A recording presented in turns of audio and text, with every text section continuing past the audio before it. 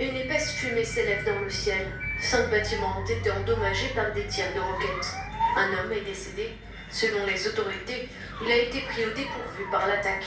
Cela faisait 2 jours que l'alerte à la roquette n'avait pas retenti dans le centre d'Israël.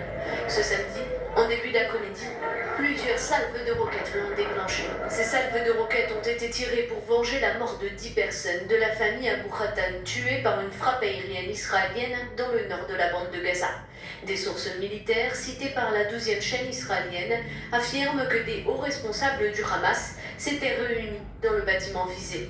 Difficile encore de savoir combien ont été tués. Depuis, Tsahal poursuit les frappes aériennes et terrestres sur Gaza.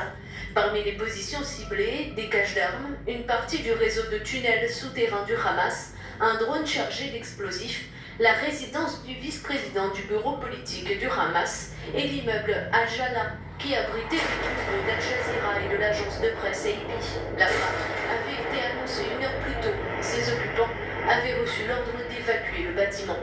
Les forces de défense israéliennes affirment que le gratte-ciel abritait des équipements militaires du Hamas. Le PDG d'AP se dit horrifié. Nous sommes choqués, horrifiés que l'armée israélienne cible et détruise le bâtiment qui abrite les bureaux de l'AP et d'autres agences de presse à Gaza.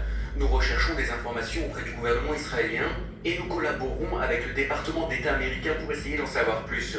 C'est une évolution incroyablement inquiétante.